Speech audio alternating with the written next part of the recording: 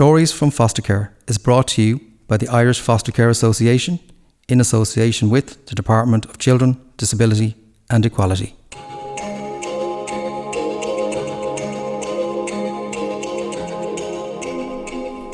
Welcome to Stories from Foster Care. I am Andrew Murphy, and on this episode I am talking to Kai Brosnan, a Youth Council member at EPIC, Empowering People in Care.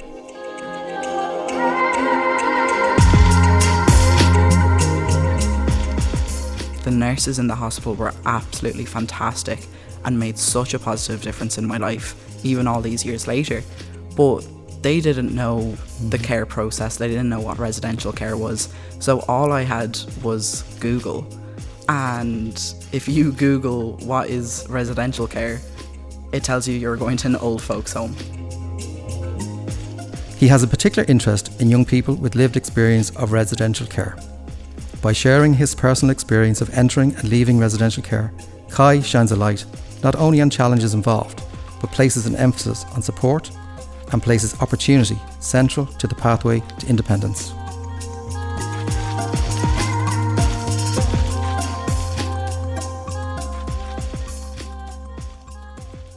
Good morning, Kai. Thank you so much for joining us this morning here at Stories from Foster Care. We really appreciate your time this morning. Kai, I think we can just go straight into dive right straight in. So, you're a young person with care experience. Mm-hmm. When did you enter the care system? So I entered the care system as a teenager. I didn't come straight in from childhood or anything. I came in as a teenager. I went into hospital for a period first. Okay. And then went straight from hospital into residential care. So a bit different from foster care. You did. You certainly did. Absolutely. And I think I'm really interested in that. Obviously, this podcast looks at stories from foster care, but residential is a really important part of that for people. And I think we sort of sometimes have an understanding of it being something that's fearful. Yeah. And I was wondering if we could maybe even now even have a little talk about or chat about that, as in, when I talk to foster carers, quite often they talk about, the child is going to go into residential care and they're quite worried about that. What would your sense of that be, having been somebody who's gone through residential care? I think it's so fair to have those worries. Okay. There's so many misconceptions about residential care that, you did something to deserve to be in residential care rather than foster care, which isn't the case. Maybe you need more support.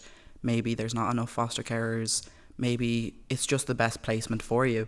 And I think there's so little information out there about what residential care actually is. When I was taken into residential care, I Googled it when I was told, and I thought I was being taken into an old folks home, which, wasn't ideal. And there's so much misconceptions about residential care. I remember studying and being asked, we were talking about residential care, and it was just taught in such a negative way that when we walked out, one of my friends asked me, if I work in it, am I going to be stabbed straight away? Okay. And that was horrific for me to hear. Okay. Because for me, residential overall was such a positive experience. Mm-hmm. It is different to foster care. Obviously, you're in a staffed house. There might be, more curfews, or the staff are changing every day, every shift, and it can be awkward. It can be a bit less homely, but it's not a bad thing either. Like, I have met amazing staff that are the reason I decided to go into social care myself. Like, they made such a positive difference in my life, and they were my biggest cheerleaders over absolutely everything.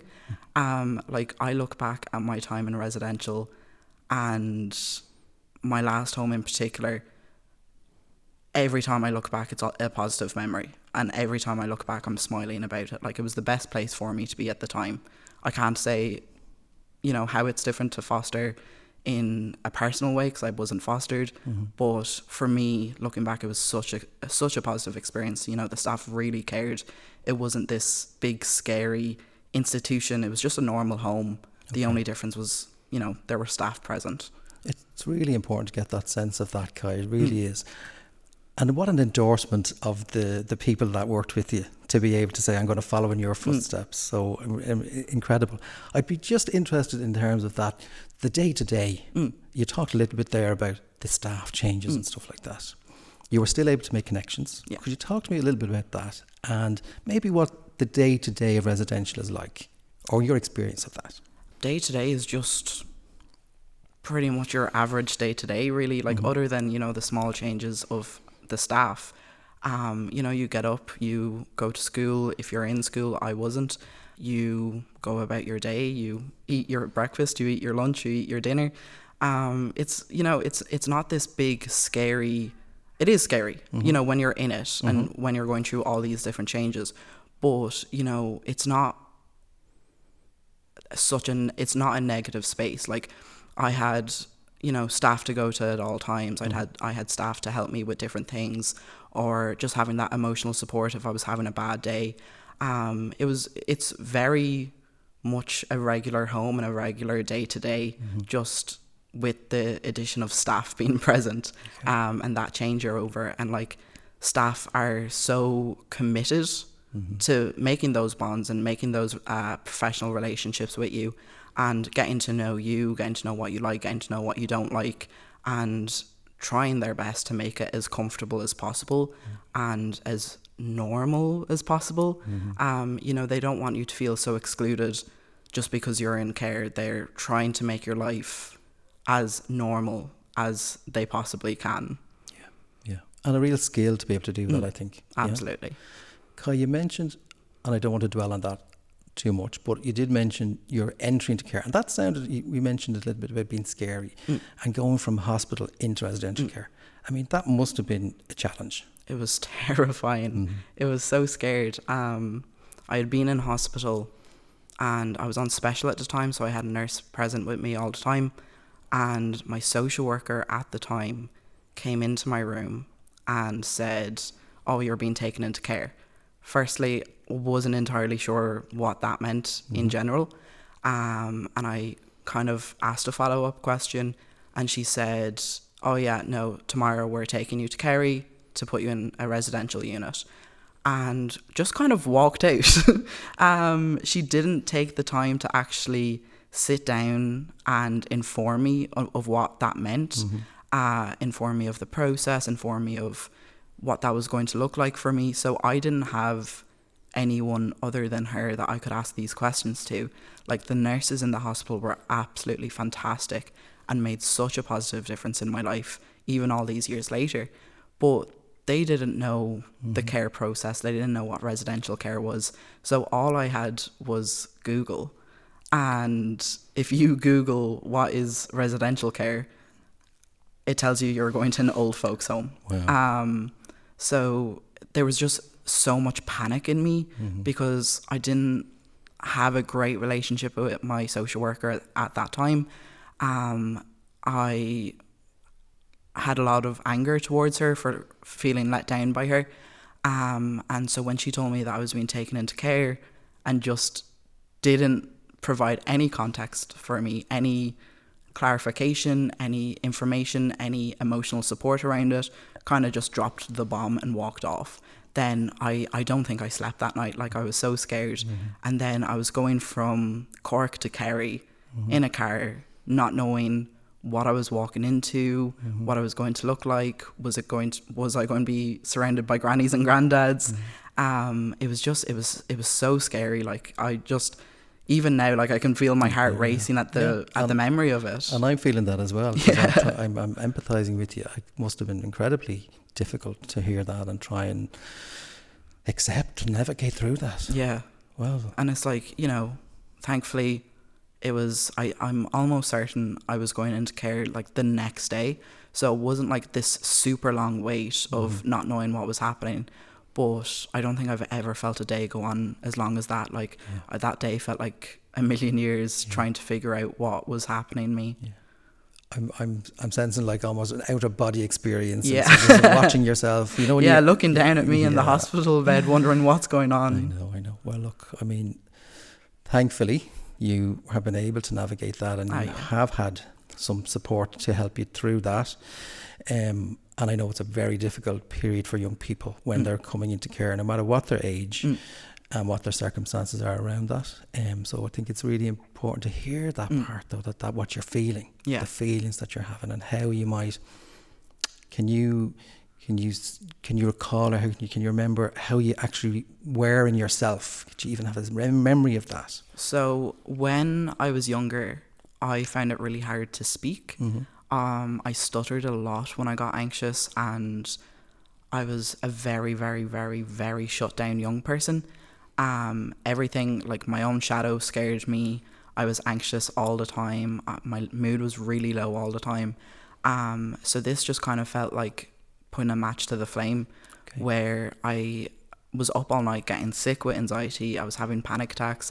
I was really, really nervous. Like I didn't know what to expect, and I didn't have anyone around me that I could ask these questions to. I didn't have someone to reassure me of it was going to be okay. I really just had to wait and see, which is, you know, if you're going through something hard, that's probably the worst thing imaginable, is having to wait and see and not being able to rationalize with your anxiety. You know, that's something I try to do a lot is, right, a bear's not going to break in. That's, you know, not rational. I don't need to be anxious about that. But when it's going so much into the unknown, something I've never heard of before, I knew of foster care. I think, you know, there's a lot more awareness around that. But residential care, I had never even heard of. So it was really hard for me to rationalize with my anxiety that it was going to be okay, because I didn't know it was going to be okay. I didn't know what I was walking into. It strikes me as a really important understanding to develop around what's happening for young people when they're facing a change, when they're moving either into foster care or residential care, that what's going on for them is, and as you confirmed, so challenging.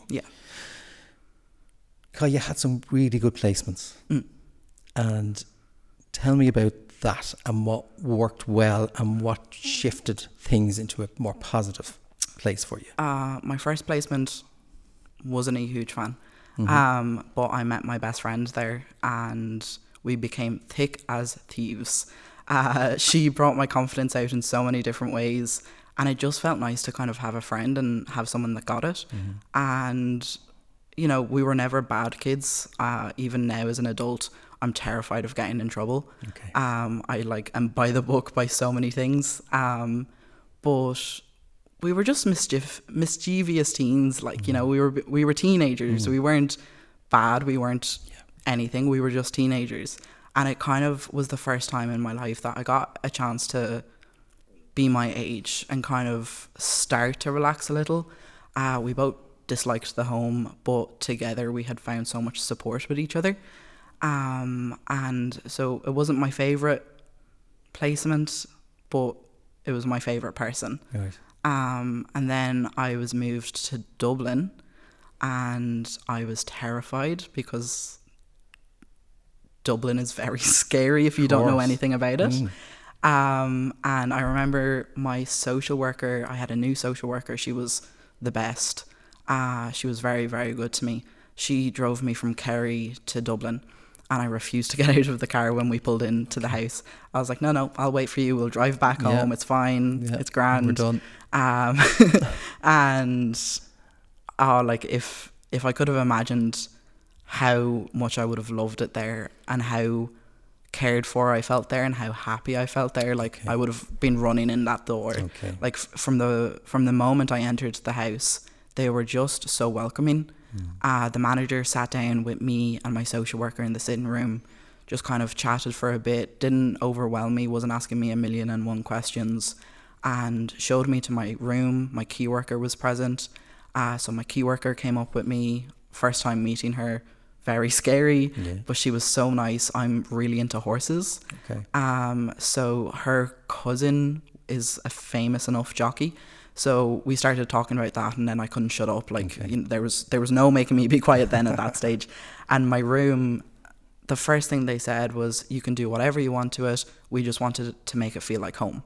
So, you know, there was horse teddies, there was art stuff, there was books, there was, you know, like they had really looked at my file, but looked for the good things, looked for what I enjoyed, looked for what would make me feel more comfortable in my space. And the next day I was woken up at like 7 o'clock in the morning by yet another stranger telling me to wake up because we were going to go find a stables for me to start riding in. Like from the second I got to Dublin, they wanted to make my life as comfortable as possible and wanted to get me engaged with the things I liked engaging. And at the time, I remember I was terrified, like, of this random woman being like, oh yeah, get in my car, we'll go drive around Dublin. But I'm so glad she did, because if I had said, no, like, we'll do it when I'm more comfortable, I wouldn't have done it, kind of thing. You know, like, they really were just like, let's get up, let's go, let's get you enjoying things. And just, they were just amazing. Like, you know, my first job, they got me a bunch of flowers. All the small achievements, they got me a bunch of flowers. They got me, you know, they were just so supportive and so kind, and just always saw the best in me.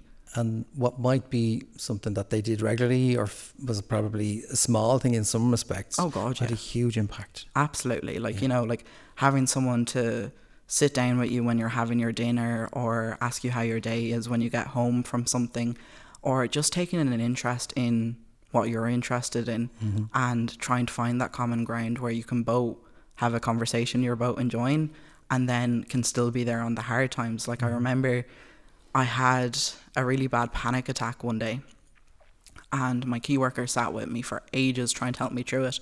And she was supposed to go off shift, and she was like, look, Kai, just stay there for 2 seconds and I'll be right back, I promise. And she went up to the manager to ask the manager, would it be okay if she stayed on an extra 20 minutes just to get me through it, because she didn't want to leave me. And like, even if the second best staff member was coming on shift, it's hard to, like, you know, be so vulnerable with someone. So I really appreciated that. Like, you know, she didn't have to do that.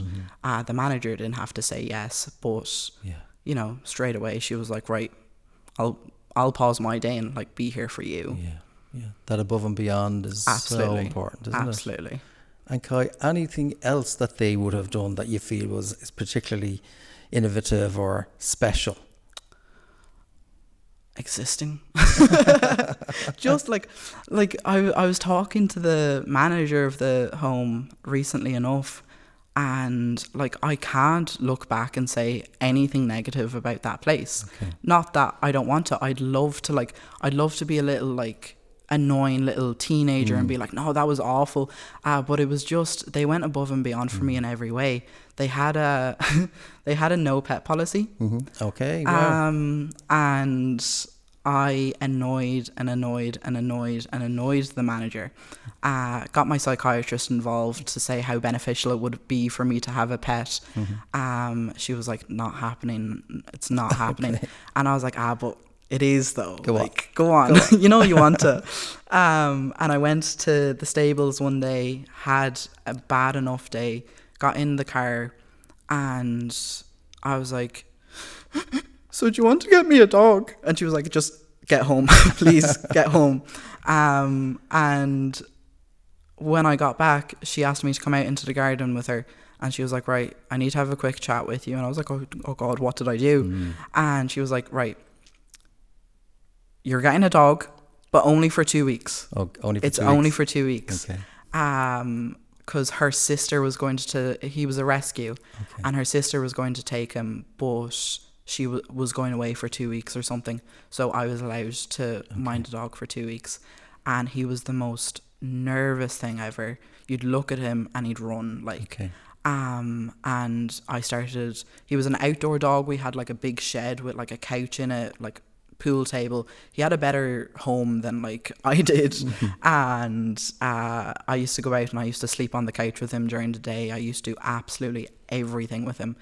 The 2 weeks came, and then the manager was like, okay, 1 more week.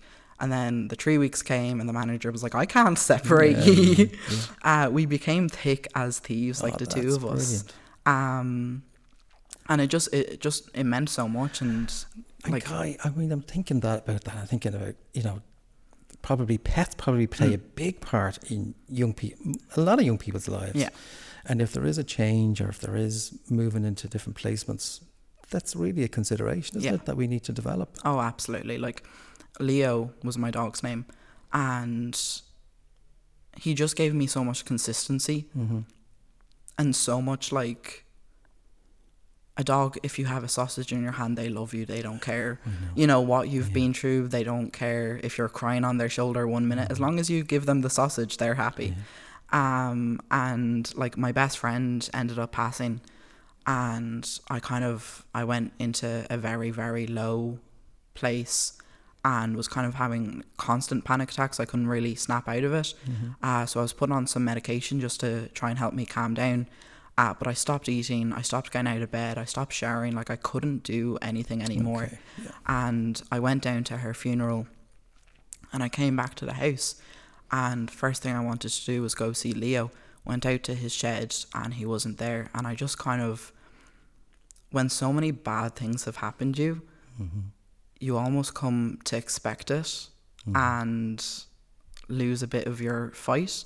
So he wasn't there, and I walked back into the house really upset, and I was like, he's run away, I'm never going to find him again. This is what it is. Like, this is awful. Like, of course this would happen. Me, a bit of a angsty teenager, kind of, maybe, but like, so much bad had happened that I just expected it.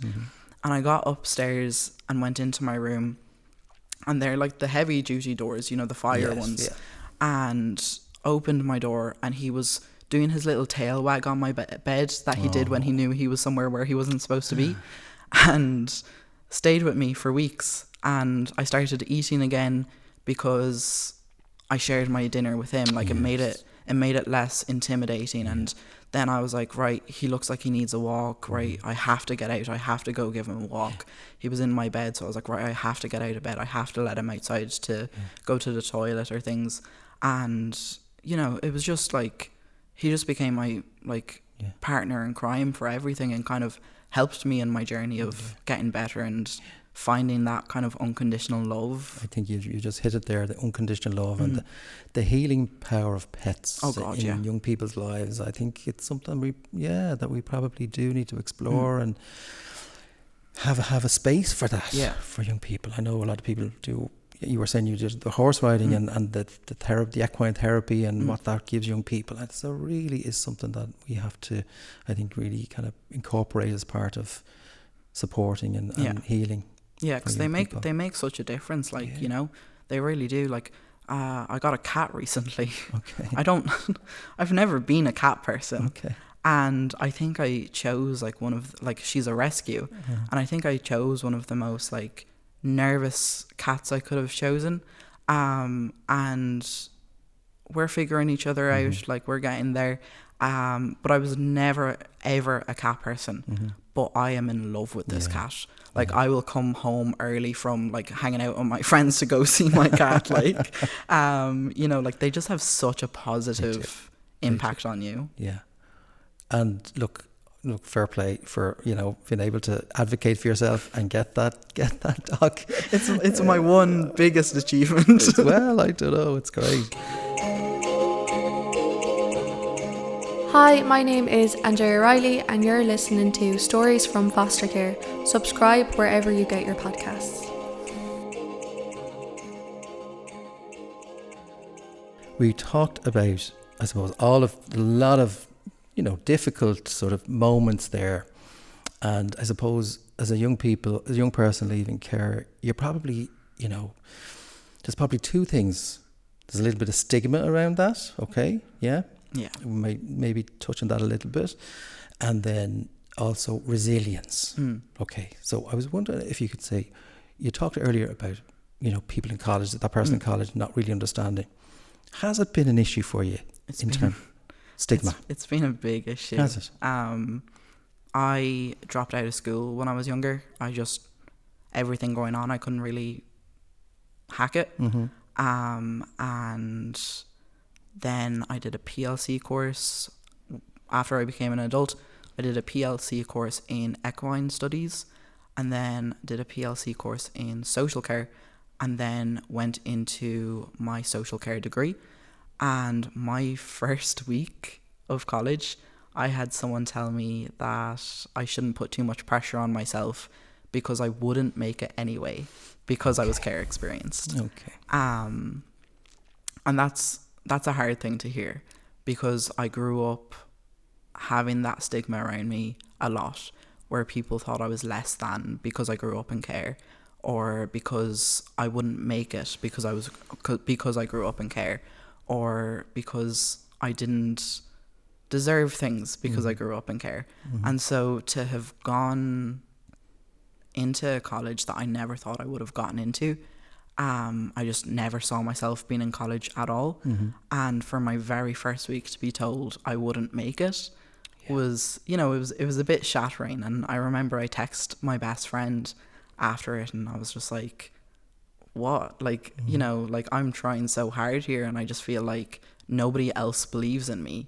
And how can I believe in myself if no one else believes in me? So she I just finished college last week, and for the 4 years, every time I had like a slip, or every time I had a confidence, you know, slip, or I started worrying about my ability or whatever, her reminder to me every single time was, you have to do it for the spite. Like, you have to prove him wrong. And it was the one thing that like really motivated me. It was like, you know, that should be my graduation acknowledgement, is like, I did it for the spite. Your valedictorian speech. So, you know, there's a lot of stigma out there that like kids in care are bad, or kids in care did something to deserve to be in care, or that they're worthless, or that they're worth less than their peers, or they're not going to be as successful as their peers. And I really internalized a lot of that stuff. And it wasn't until I started meeting other care leavers who had PhDs, who had masters, who worked successful jobs, that I was like, wait, it is possible? Because I believed so much. And like, even the idea that people in care are bad, or that they're bad kids, or that they're rough kids, or that they're dangerous kids, is so silly to me. Because none of us did anything to be put in care. We were put in care for, you know, everyone has different circumstances, but for safety, for well-being. You know, it's not something that you did. Like, you don't go out and commit a crime and get put in care, you get charged. Like, care isn't a prison sentence. It's not punishment. It's your safety, and it's your well-being. And it's not your job to educate Exactly. society around that. Exactly. And I think we need to be careful about having to carry that burden, if that's the right word, around trying to convince people of your worthiness, or that you're like, that's an the okay thing, like, person to be around. That's the thing, is I've spent so much of my life trying to convince people that I deserve to be loved, or without me even believing it, because of like, you know, the life I've had, and convincing people that I deserve a chance. Again, didn't believe that myself. And it comes to the stage where you end up surrounding yourself with good people, where you don't need to constantly try and convince them that you're a human being, and they just, you know, they love you, they support you, they care for you, they're your biggest cheerleader, they're your worst critic in the best ways. And, you know, like, I'm very passionate about, now that I'm in a healthier place, and, you know, I'm looking to work in social care myself, I'm very, very passionate about trying to break the stigma. I do a lot of work with Epic around trying to break stigma, around trying to advocate for people in care. But it's not my job either. You know, I do it because I want to do it, but I shouldn't be in a position where there's so many barriers that I have to kind of fight against. It should just, there should be more education from an earlier time about the misconceptions, and about the reasons someone might end up in care. That, you know, it's, again, not a prison sentence. It's not, you're not being convicted of something, you're being taken in for your safety. Absolutely. No, really well said. We might go back to the Epic thing in a little while, Kai, if that's okay. But in terms of, I hear a lot of, and it's a well-known concept, and it's a really important concept, don't get me wrong, resilience for young people. And while I say that with great respect, does it come with a bit of a burden to be described as resilient? Yeah. I think I've always had a little bit of a problem with the term. And I think so many people use it and there's no bad intention behind it. You know, people aren't, you know, looking at you with a dirty look being like, oh, you're so resilient and trying to bully you. Yeah. It's a, you know, positive term in their opinion. But I don't want to be resilient. Like, you know, resilience comes from having to be strong against so many different things. Yes. I didn't choose that. It's the same of like, oh, but, you know, your trauma made you stronger. I didn't need to be stronger. I needed to be a child. And like resilience, it puts so much pressure on the person as well. And I feel like it almost takes attention away from the systematic challenges. Yes. And it shifts away from like, why are we failing to protect these kids, to aren't they great for surviving it? I hear you. And I just, yeah, I feel like, you know, there's no negative intention behind it, but I've found I've been called resilient so many times for so many years that it makes it hard for me to ask for help. Yes. Because everyone has this opinion of me that I'm so resilient, I'm so strong, and it's very hard to kind of go against that and be, am I weak if I ask for help? Like, is my resilience gone if I need to ask for help when everyone in this world needs help at some stage? 100%. So yeah, like there's no negative intent behind it, but I feel like it creates so much burden for people. And like, what about people that didn't have the same opportunities?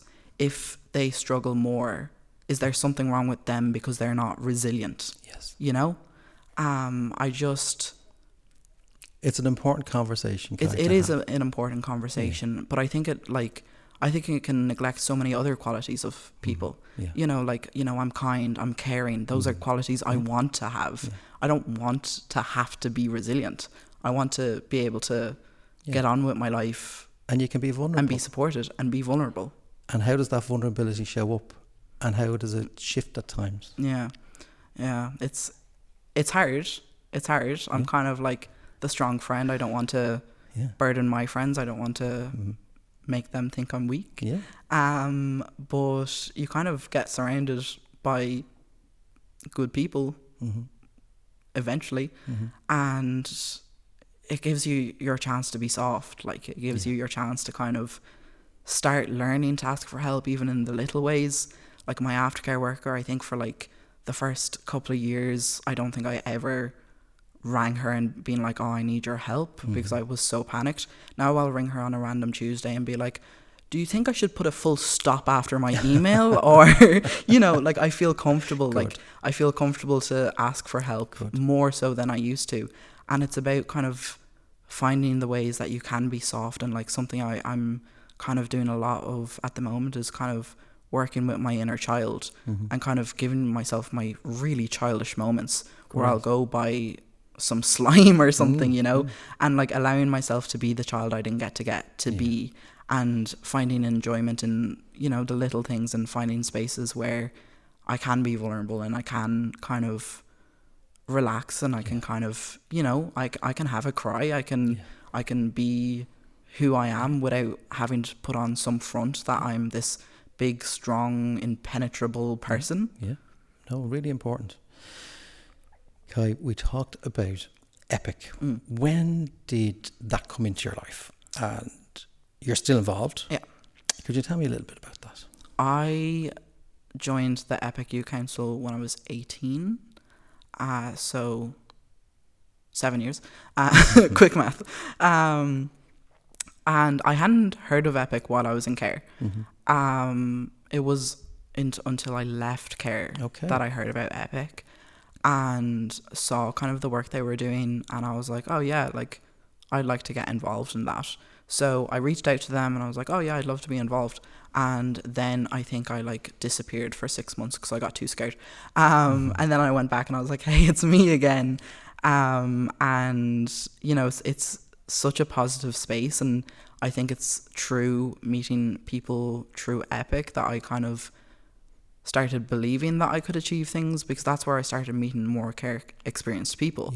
And people who had like loving families, loving partners, good jobs, good hobbies, good friends, good you know, they liked their lives and they were succeeding in their lives. It's not to say that they weren't still without struggles or, you know, they didn't still have their bad days. Everyone does. But they started to show me that I wasn't the stigma that I grew up believing. And I didn't have to prove the stigma right. You know, I could pave my own path. And I've been with Epic now for 7 years, and it's just been such a positive space. Like, my confidence has grown so much because I'm so passionate about the work that Epic does. That my confidence has grown because I'm doing things that I'm passionate about. I'm doing things that matter to me. I'm doing things that I feel are genuinely important. You know, we were at the Doll in February for Care Day, an international day to celebrate the achievements of care experienced people, but also to try and challenge stigma. And like, just, it's always such positivity where, yes, we talk about the challenges, we talk about the barriers, we talk about where we were let down in the system, what needs to improve in the system. We advocate for policy change, we advocate for better outcomes, but you also get to see the good sides of things and what works when it works well, and how well it works when it works well, and how much one person can make the biggest difference in your life. It's all really, really key stuff, isn't it? It's it's essential, an essential space for young people to have. Kai, you talked about leaving care and not knowing about Epic. What was that like in terms of leaving? So we have this idea, or we have this understanding of accelerated adulthood for young people. That was one of my themes in my thesis. One of your themes in your thesis. Oh God, I'm bringing up that memory for you. Academic trauma. Yeah, sorry, but it's very familiar in this care community around accelerated adulthood. And what do we expect for young people at the stroke of midnight on their 18th birthday? Tell me about that. Too much. Too much is what you expect of young people. Like, it's just another scary transition. And like, I moved in with a family for a little while after I left care. And things just, you know, fizzled out, whatever. And, you know, I lost contact with them. I had a granddad in that family. He was probably the best man you could imagine. If I could turn into half of the person he was, then I'd be probably winning Nobel Peace Prizes all around.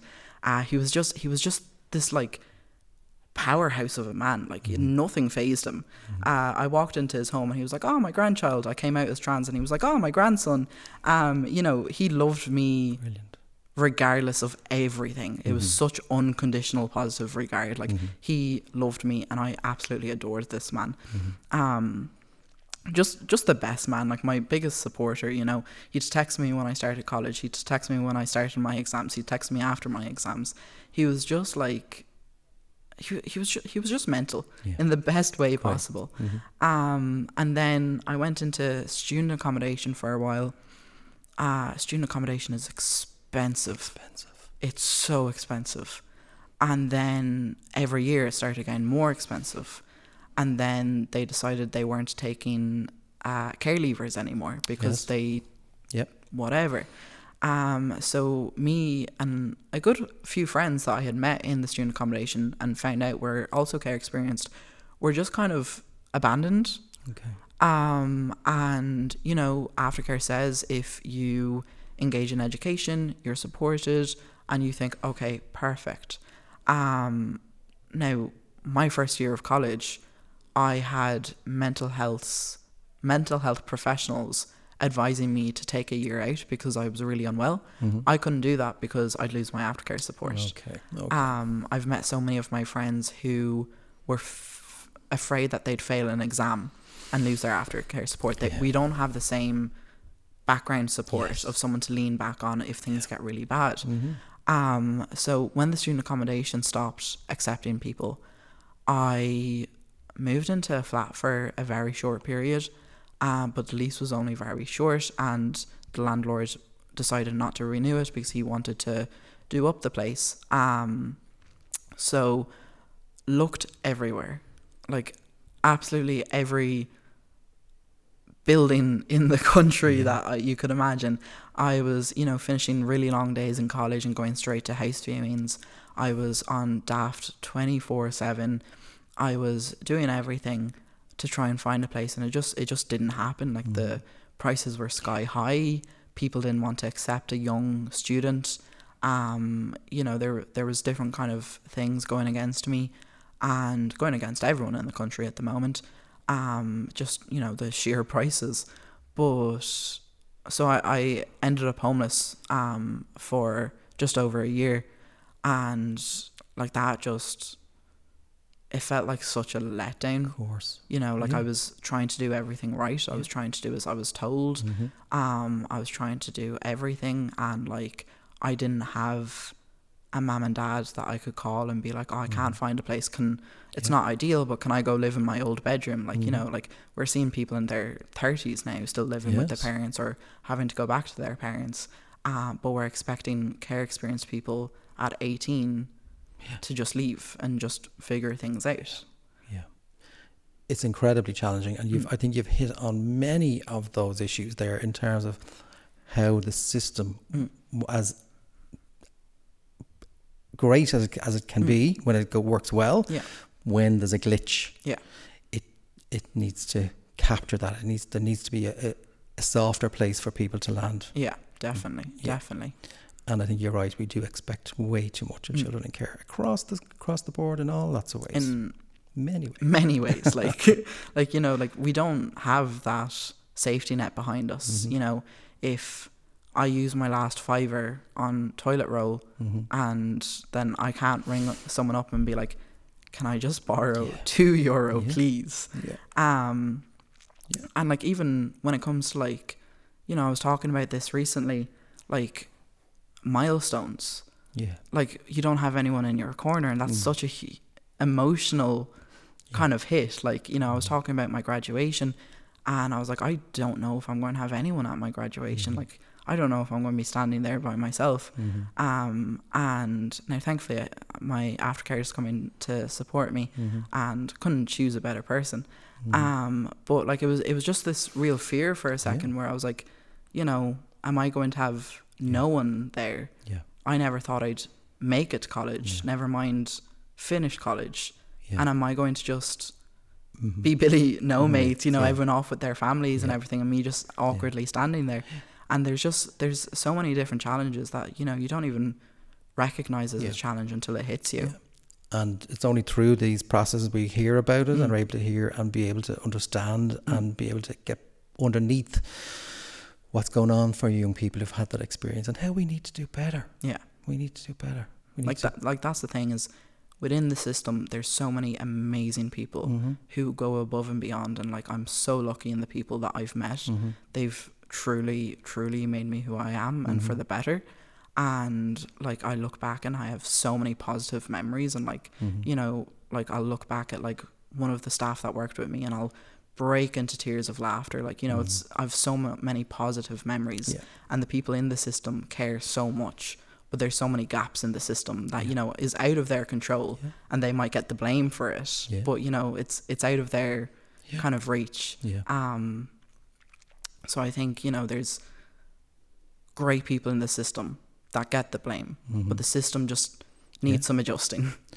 So on that note, Kai, look, we're coming towards the end of our conversation, and it's been so enlightening so far. But look, we have a wish list, I suppose. If we had the wish list, okay, we have, what would we be saying to the people in the decision-making role, the policy-making arena?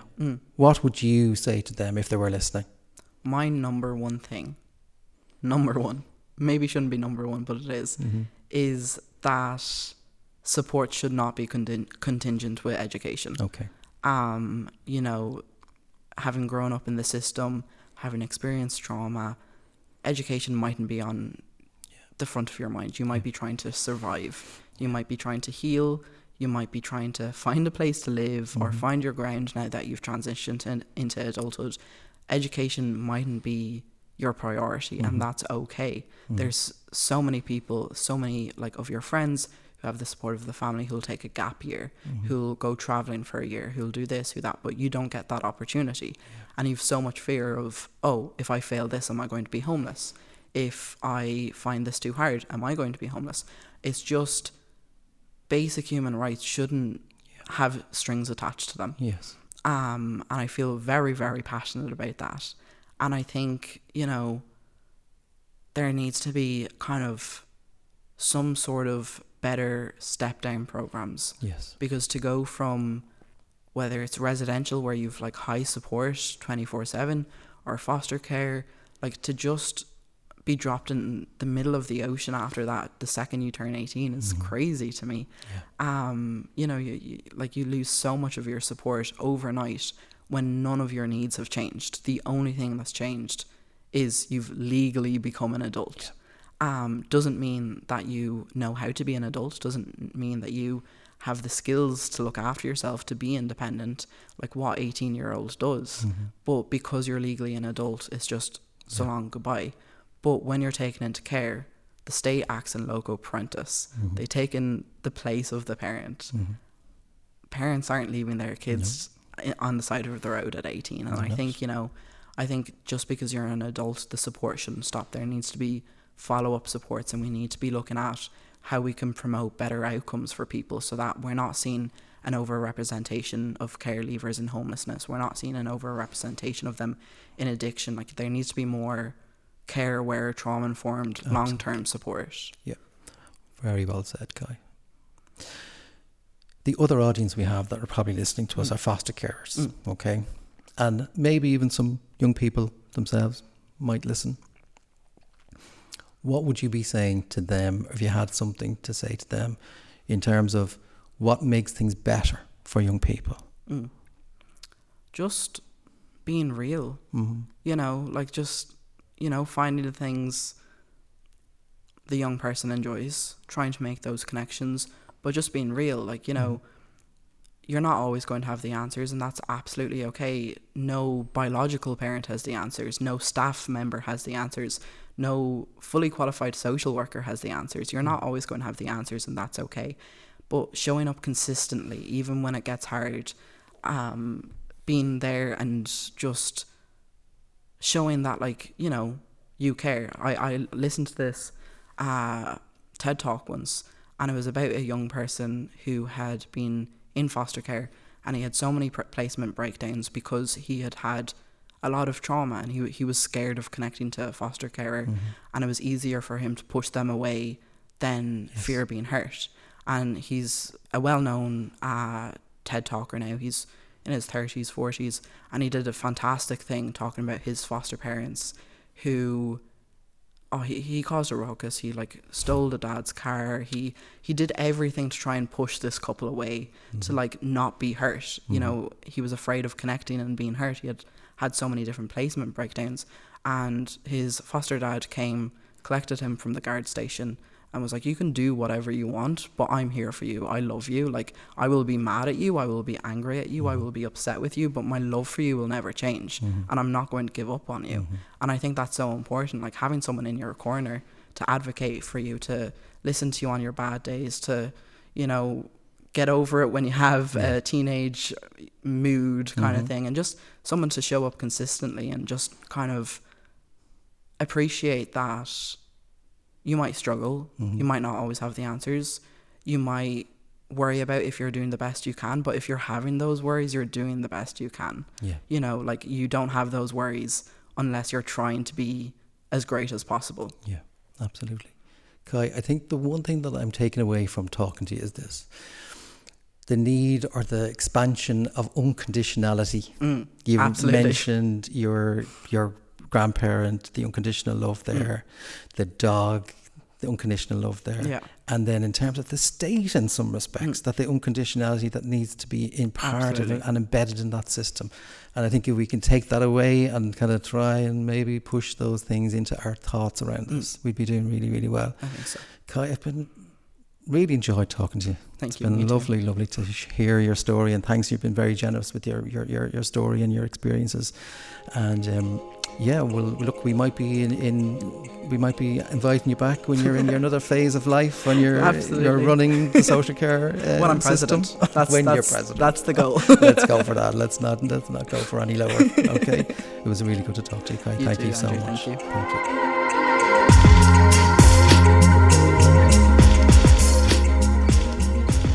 Thank you for listening to this episode of Stories from Foster Care.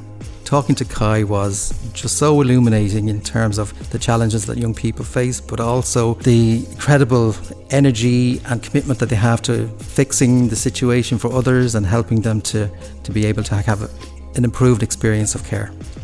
For more information on EPIC, Empowering Young People in Care, go to their website www.epic.ie. I'm Andrew Murphy, and I look forward to seeing you next time.